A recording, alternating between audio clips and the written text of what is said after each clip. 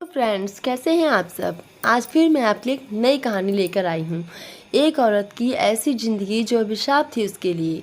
Phone की घंटी बज रही थी। विनय ने घड़ी देखी, सुबह के 7 बज रहे थे। उसने फ़ोन उठाया। उधर से आवाज़ आई, मैं थाने से बोल रहा हूँ। एक स्त्री रेल से कटकर मर गई है। उसके फ़ोन में लास्ट डायल में आपका नंबर था, इसलिए आपको फ़ोन किया। विनय को तो काटो खून नहीं। रात तो मौसी से बात हुई थी। बेहद उदासी भरी हताश सी बातें कर रही थी। कल जो कुछ घर में हुआ बता रही थी। आवाज़ में भी बहुत कमजोरी थी, लेकिन वो थका हुआ था। उसने कह दिया, मौसी कल शाम घर आकर विस्तार से बात करूँगा। अब तो जल्दी से थाने भागा। लाश मोर्चरी में रखी हुई थी। उसने मौसा जी को फ़ोन किया, जो बिजली विभाग में कार्यरत थे। 2 साल पहले ही रिटायर हुए हैं।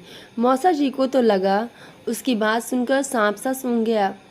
मैं आता हूँ कहकर उन्होंने फ़ोन काट दिया। विनय सामने पड़ी बेंच पर बैठ गया। उसकी आंखों से आंसू बहने लगे। मौसी माँ की लाडली बहन थी। उनसे 6 साल छोटी थी। विनय भी मौसी के दिल के बहुत करीब था। सोच में डूब गया विनय। माँ बताया करती थी, जब उनके जन्म के बाद मौसी पैदा हुई तो सबको खल गई, क्योंकि सबको लड़का चाहिए था। उनके होने से पहले लड़की जानकर कई गर्भपात करा दिए गए थे। उस बार लड़का होने की रिपोर्ट पर ही बच्चा पैदा किया गया, पर हुई लड़की। किसी को बर्दाश्त ही नहीं हुआ। कोहराम सा मच गया। कोई शगुन नहीं हुआ, बस मातम ही हुआ। उन्हें कभी कोई प्यार माँ बाबूजी का नहीं मिला, बल्कि छोटी छोटी गलतियों पर पिटाई होती थी। माँ पहला बच्चा थी, इसलिए उन्हें सबका लाड मिला। बाद में कई गर्भपात के बाद छोटा भाई आने पर तो उनकी हालत और ख़राब हो गई। एक तरह से नौकरानी वाली ही हो गई। स्कूल तो भेजा गया उन्हें, पर पढ़ाई की कोई सुविधा नहीं दी उन्हें। स्कूल जाते जाते काम, स्कूल से आते ही फिर काम ही काम। बस माँ ही बहुत प्यार करती थी उन्हें। माँ बताती थी कि एक बार मौसी ने भूख लगने पर भाई के लिए रखा हुआ सेब खा लिया।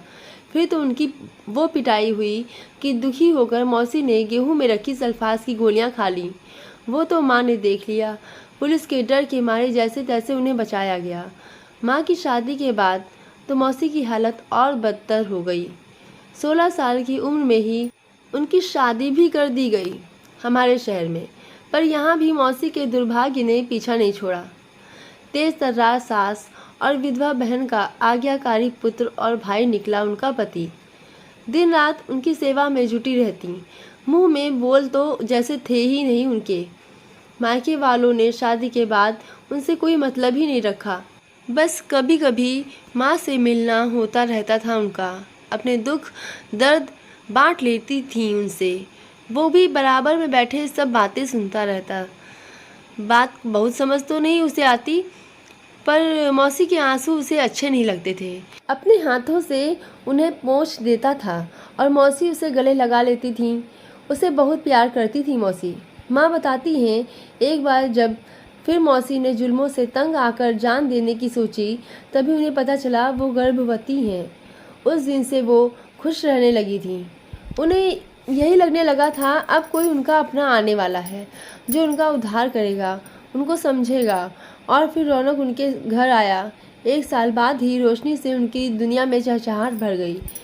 सास की चिलपौ, पति का कर्कश व्यवहार, नंद की मनमानी, उन्हें कुछ भी बुरा नहीं लगता था। वो तो अपनी खुशी में मग्न अब दूसरी दुनिया में ही रहने लगी थी। बच्चे पढ़ने में अच्छे निकले।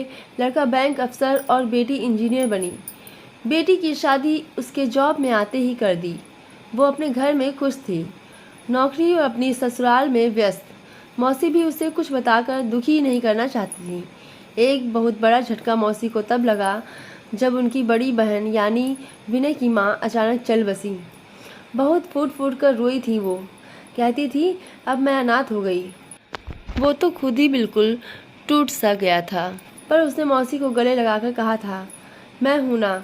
उसने ही अपनी शादी में उन्हें फ़ोन खरीद कर दिया था, भेंट स्वरूप, ताकि जब चाहे उससे बात कर सके। उनके बेटे ने भी प्रेम विवाह किया। पति तो बिल्कुल भी तैयार नहीं थे। हालांकि उन्हें भी लड़की और उसका परिवार ठीक नहीं लगा। फिर भी बेटे की खुशी के लिए बड़े लाड प्यार से बहू घर पर लेकर आई। पर शायद यहाँ भी उनकी किस्मत दगा दे गई। बहू के पिताजी का कोई काम नहीं था, भाई भी आवारा था। वो तो हर वक्त घर में डेरा डाले रहते और बहू को चढ़ाते रहते। बहू को हर समय ठंडा बुखार। मौसी दिन रात काम करती रहती। बेटे से बात करने की कोशिश की तो बेटे का जवाब सुनकर भौचक्की रह गई। बोला, ये क्या माँ, आपको सबसे प्रॉब्लम रही, पहले अपने माँ बाप, फिर सास और अब बहू। कभी तो एडजस्टमेंट करना सीखो। पापा को भी आपसे इसीलिए शिकायत रहती है। कुछ समझती ही नहीं हो आप। मौसी घुट कर रह गई। उन्होंने मन ही मन फैसला कर लिया था कि अब वो किसी से कुछ नहीं कहेंगी। जब बहू के पैर भारी हुए, वो सबसे भारी वक्त था उनका। काम भी सारा करती, ऊपर से बहू के इल्ज़ाम। इन्हें मैं खाते हुए अच्छी नहीं लगती, तभी वही बनाती हैं जो मैं नहीं खाती। अब बहू को रौनक की बुआ जी का भी पूरा संरक्षण प्राप्त था। मौसी तो खाना बनाने से पहले बहू से पूछ कर आती थी क्या खाना है, पर अगर वो बेटे से कहती तो बेटा सही क्यों मानता। उसे भी अब यही लगने लगा था माँ में ही प्रॉब्लम है, तभी कोई पसंद नहीं करता इन्हें। बहू की माँ लोकल होने की वजह से रोज़ ही बेटी से मिलने आती और ज्ञान बघार कर जाती क्या क्या खाना है। मौसी रसोई में उसे पूरा करने को जुटी रहती, कभी जूस, कभी फल, कभी मेवा, कभी दूध। इस बीच बेटे का भी ट्रांसफ़र हो गया। पति ने बैठक तक खुद को सीमित कर लिया। मौसी चुपचाप अब सबकी बातें सुनते हुए कामों में लगी रहती। पर जिस दिन दूध जैसा पोता घर आया, मौसी फिर निहाल हो गई। सब दुख भूल गई, सपने बुनने लगी। पर सपना तब टूटा जब बहू ने पोते को हाथ भी लगाने का मना कर दिया। अब बहू की माँ भी घर पर ही रहने लगी, बेटी की देखभाल के नाम पर काम सारा मौसी करती। मौसी का शरीर भी टूट गया था, इतना काम नहीं हो पा रहा था। उन्हें बुखार आ गया, तब भी वो काम करती रही, पर कल अचानक बेहोश होकर गिर गई। फिर तो घर में कोहराम ही मच गया।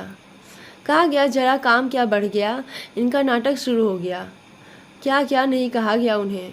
रौनक की बुआ भी कहने लगी, शुरू से आदत है इनकी तो नाटक करने की। बहुत रोई मौसी, और कल रात मौसी उसे फ़ोन करके यही सुना रही थी, पर उसने ठीक से पूरी बात नहीं सुनी। सोचा कल जाकर खुद मिल लेगा, पर शायद उन्होंने मन तभी बना लिया था। उनकी लाश लेकर घर आए तो सुना बुआ, बहू और उसकी माँ कह रही थी कुछ किया तो है नहीं आज तक, रेल से कट कर बदनामी और दे गई, कुल का नाम बदनाम कर गई, घर के लिए बस अभिशाप ही रही।